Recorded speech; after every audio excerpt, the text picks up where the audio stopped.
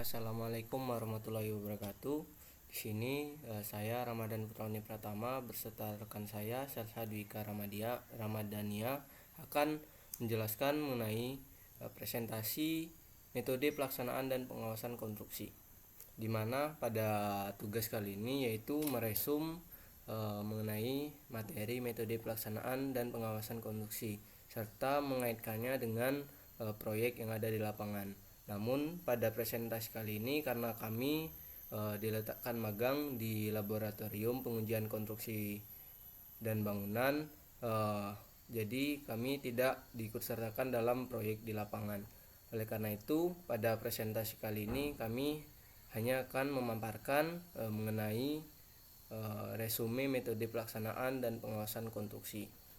Baik, masuk kepada pokok bahasan, di mana pada pokok bahasan kali ini kami mempunyai 7 pokok bahasan. Yang pertama yaitu pengenalan prosedur pengawasan pekerjaan konstruksi, yang kedua dasar-dasar keselamatan konstruksi, yang ketiga spesifikasi material pada konstruksi bangunan, yang keempat pengendalian mutu beton untuk konstruksi bangunan gedung, yang kelima yaitu pengawasan dan pekerjaan struktur bangunan gedung, yang keenam yaitu pengawasan pekerjaan detailing penulangan, yang ketujuh yaitu pengawasan pekerjaan pondasi.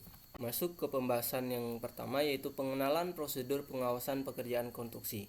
Pengawasan konstruksi adalah kegiatan proyek pada tahap konstruksi yang dilakukan dengan pengawasan terlaksanaan kegiatan konstruksi sesuai dengan rencana yang telah ditetapkan. Untuk melakukan pengawasan, kita harus mengetahui dasar-dasar pengawasan konstruksi tersebut, antara lain yang pertama yaitu dokumen kontrak, di mana dokumen kontrak ini terdiri dari kontrak, RAB, gambar, dan spesifikasi teknis. Yang kedua yaitu keputusan dan kesepakatan, di mana keputusan dan kesepakatan ini terdiri dari site arrangement, metode pelaksanaan, schedule, rencana K3, form pelaksanaan yang telah disepakati. Yang ketiga yaitu dokumen administrasi pelaksanaan, yang mana hal ini terdiri dari material approval, stop drawing, dan mock-up. Selanjutnya prosedur pengawasan pekerjaan konstruksi yaitu antara lain yang pertama persetujuan material.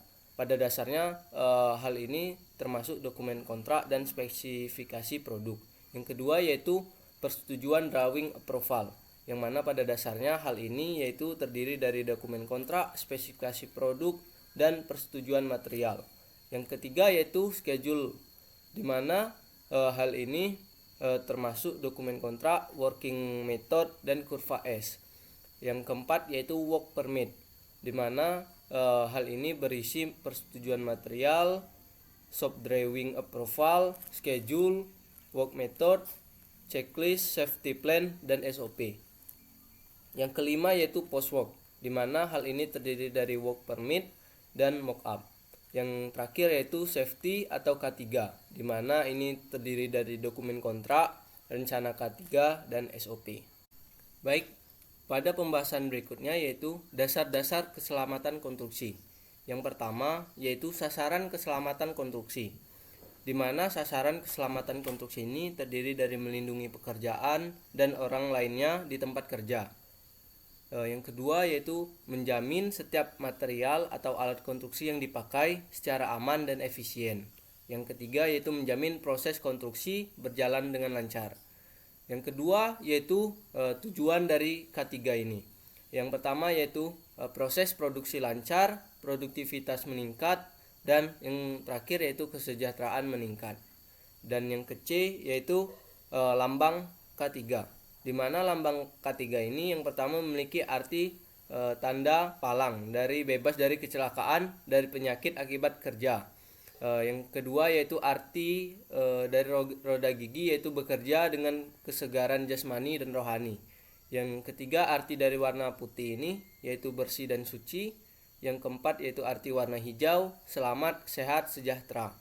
Dan arti dari 11 gerigi roga yaitu 11 bab Undang-Undang Nomor 1 Tahun 1970 tentang keselamatan kerja. Dan selanjutnya pada dasar-dasar keselamatan konstruksi ini terdapat definisi bahaya, yaitu merupakan tindakan yang mencederai manusia, sakit penyakit, kombinasi serta hal yang berkaitan dengan bahaya. Terus mengenai jenis bahaya konstruksi, yang pertama yaitu bahaya fisik, yang kedua yaitu bahaya kimia, bahaya listrik, bahaya mesin, bahaya psikologis, bahaya biologi, serta ergonomis. Selanjutnya, dalam dasar-dasar keselamatan konstruksi ini terdapat juga kondisi yang berbahaya, di mana dijelaskan pada SK Dirjen Binawas Ketenagakerjaan nomor KIP 84-BW-1998. Selanjutnya yaitu terdapat tindakan yang berbahaya yang terdapat pada SK Dirjen Binawas Ketenagakerjaan nomor KIP 84-BW-1998 juga. Selanjutnya mengenai teori kecelakaan. Teori kecelakaan ini terdapat beberapa hal. Yang pertama yaitu terdapat orang tertentu yang dan bawaan pribadinya lebih rawan kecelakaan dibanding orang lain.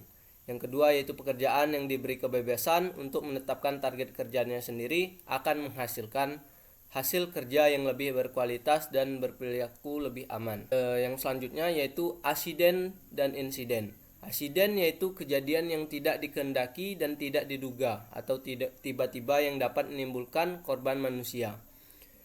Insiden sendiri yaitu keadaan apabila pada saat itu sedikit saja ada perubahan maka dapat mengakibatkan terjadinya kecelakaan. Selanjutnya yaitu faktor-faktor penyebab terjadi kecelakaan konstruksi, di mana ini terdapat 4 faktor. Yang pertama kelalaian pelaksanaan dan lemahnya pengawasan, tidak dilibatkannya tenaga ahli K3, penerapan SMKK tidak konsisten, dan yang terakhir yaitu melanggar ketentuan yang berkaitan dengan keselamatan konstruksi. Selanjutnya yaitu elemen keselamatan konstruksi, di mana hal ini terdiri dari beberapa hal yaitu kepemimpinan dan partisipasi pekerja dalam keselamatan konstruksi. Yang kedua yaitu dukungan keselamatan konstruksi, evaluasi kinerja keselamatan konstruksi, perencanaan keselamatan konstruksi, serta operasi keselamatan konstruksi. Dan yang terakhir yaitu mengenai alat pelindung diri. Alat pelindung diri ini terdiri dari pelindung mata, helm, pelindung telinga, masker, rompi, serta pelindung diri yang lainnya. Masuk ke pembahasan berikutnya kembali yaitu mengenai spesifikasi material pada konstruksi bangunan. Yang pertama yaitu acuan teknis perencanaan bangunan gedung. Yang pertama yaitu SNI 1726/2019, SNI 1727/2020, SNI 8460/2017, SNI 2847/2019, SNI 8140/2016, serta SNI yang lainnya yang berkaitan dengan teknis perencanaan bangunan gedung. Yang kedua yaitu konsep perencanaan struktur bangunan gedung, di mana konsep perencanaan struktur bangunan gedung ini berkelanjutan, daya tahan, kekuatan, dan kemampuan melayani. Yang ketiga yaitu spesifikasi material untuk komponen struktural. Yang pertama beton atau FCaction, yaitu diperoleh dari pengujian kuat tekan benda uji silinder pada umur 28 hari. Selanjutnya yaitu baja tulangan. Ketentuan untuk bangunan gedung bertulangan adalah halus ulir berupa baja karbon serta berkarakteristik kimia, fisika, dan mekanis sesuai dengan SNI 242 pada tahun 2017. Baja harus dilindungi oleh selimut beton dan coating. Selanjutnya yaitu kayu struktural, di mana pengelompokan kayu berdasarkan berat jenis, metode pengujian berat jenis sesuai SNI 8853 pada tahun 2019. Selanjutnya yaitu bambu konstruksi, di mana bambu konstruksi ini terdiri dari 3 hal yaitu berat, sedang, dan juga ringan. Persyaratan umum yaitu bambu harus lurus, kadar air kering, udara, dan juga bebas cacat. Selanjutnya yaitu baja ringan. Jenis bahan baku antara lain baja tipis seng, baja lapis aluminium seng, baja lapis aluminium seng, magnesium, serta bentuk profil baja ringan yaitu profil C, lipatan profil C, tanpa lipatan, serta profil U, profil 2, dan juga profil H. Selanjutnya yaitu mengenai spesifikasi material untuk komponen non-struktural, di mana yang pertama yaitu baja ringan, acuan SNI 640 pada tahun 2018 memiliki bobot isi 400 sampai 1400 kg per meter kubik, meliputi baja ringan, AAC dan juga CLC. Yang kedua yaitu bata beton. Acuan SNI 03/0349 tahun 1989. Berupa bata pejal dengan volume pejal lebih dari 75% atau bata beton bertulangan dengan volume pejal lebih dari 75%. Selanjutnya yaitu bata merah dengan acuan SNI 15/2094 pada tahun 2000 berbentuk prisma segi 4 panjang, pejal atau berlubang maksimal 15%. Selanjutnya itu paving block acuan SNI 03/0691/1996, tebal minimum 60 mm. Selanjutnya yaitu mortar siap pakai atau mortar instan atau mortar premix. Pengawasan pekerjaan struktur bangunan gedung. Yang pertama, pekerjaan penulangan. Pekerjaan penulangan meliputi memastikan jenis, mutu, dan diameter baja tulangan sesuai dengan spesifikasi, memastikan beton bersih dari oli, minyak kotoran, dan lain-lain, memastikan penempatan sesuai dengan gambar teknis dan terpasang dengan kokoh, memastikan selimut beton sesuai dengan ketentuan, memastikan jarak antar besi memenuhi ketentuan. Selanjutnya pekerjaan bagisting. Memastikan bagisting dalam kondisi bersih dan memiliki dimensi yang cukup, memastikan lokasi memenuhi syarat, memastikan jenis dan dimensi material bagisting sesuai dengan ketentuan. Selanjutnya pekerjaan pengecoran beton. Memastikan lama pengadukan, jumlah air dan putaran alat, memastikan jenis, jumlah, dan frekuensi pengujian beton segar, mengamati dan memastikan pengambilan sampel, memastikan penggunaan tulangan atau penggunaan talang atau selang, memastikan tebal lapisan pengecoran beton, mencatat keterlambatan pengecoran apabila terjadi. Pengecoran kolom dan dinding dilaksanakan secara bertahap dengan tebal masing-masing lapisan kurang dari 60 cm dan interval pengecoran antar lapisan kurang lebih 20 menit. Memastikan vibrator dimasukkan tegak lurus, memastikan jarak dan durasi pemadatan sesuai ketentuan, memastikan bagisting terikat kencang dan stabil. Selanjutnya pekerjaan finishing chore. Memastikan pekerjaan finishing, memastikan shaukat join dikerjakan sesuai waktu. Selanjutnya pekerjaan perawatan, memastikan beton terlindung dari temperatur ekstrim dan sinar matahari, memastikan metode perawatan yang digunakan.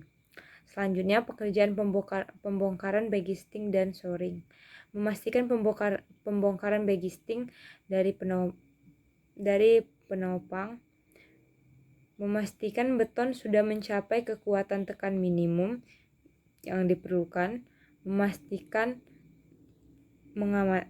mengamati di permukaan beton. Selanjutnya pengawasan pekerjaan detail penulangan. Yang pertama, ketentuan sistem rangka pemikul momen tertera pada SNI 1726 tahun 2019. Ketentuan tebal selimut beton tertera pada SNI 2847 2019. Toleransi posisi tulangan dan selimut beton tertera pada acuan ACI 117 M10 dan SNI 2847 2019. Pelaksanaan detail tulangan utama tertera pada SNI 2847 2019. Pelaksanaan kait tulangan sengkang. Kait sengkang kolom dibuat kontraktor di awal pekerjaan 90 derajat. Pekerjaan kait sengkang kolom proses pengawasan atau koreksi menjadi 135 derajat. Pelaksanaan sambungan balok kolom, pelaksanaan tulangan plat lantai, pelaksanaan tulangan tanggap, dan pelaksanaan tulangan fondasi. Selanjutnya pengawasan pekerjaan fondasi. Metode pelaksanaan fondasi dalam. Yang pertama persiapan alat, pengangkutan dan penyimpanan, kemudian pemancangan. Alat pancang dalam pekerjaan fondasi. Yang pertama drop hammer, diesel hammer, hydraulic hammer, steam hammer, vibratory driver hammer, dan water setting. Metode pelaksanaan bor pile. Yang pertama, menentukan titik pondasi bor, kemudian memasukkan pipa casing pengeboran, proses pengeboran, kemudian pengurasan lumpur lubang bor, memasukkan tulangan pondasi, melakukan pengecoran menggunakan pipa tremi, kemudian mencabut pipa casing kembali, lalu memasang pile cap. Selanjutnya, pengendalian mutu beton untuk konstruksi bangunan gedung. Bahan penyusun beton yang pertama agregat kasar, air pencampuran, admixture, dan semen Portland. Rancangan campuran.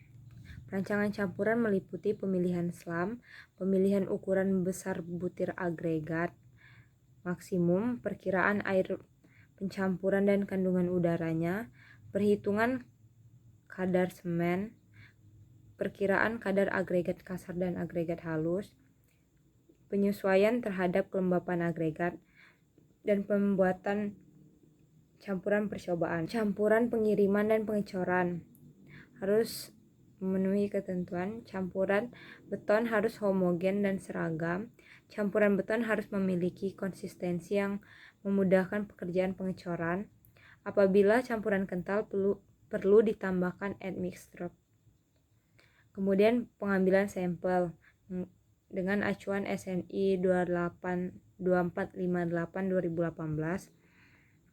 Untuk uji slam, temperatur dan kadar udara dilakukan tidak lebih dari 15 menit setelah pembagian bagi terakhir. Volume minimum untuk pencetakan beton uji adalah 28 liter. Setiap batch contoh uji diambil saat penuangan telah mencapai 10% dan sebelum mencapai 90%. Untuk pengujian beton tertera pada SNI 1972 tahun 2008. Kemudian pembuatan dan perawatan. Benda uji beton silinder. Perawatannya meliputi laboratorium, perawatan laboratorium, uji penerimaan untuk kekuatan yang disyaratkan. Mungkin itu saja penjelasan dari kami. Sekian, terima kasih. Wassalamualaikum warahmatullahi wabarakatuh.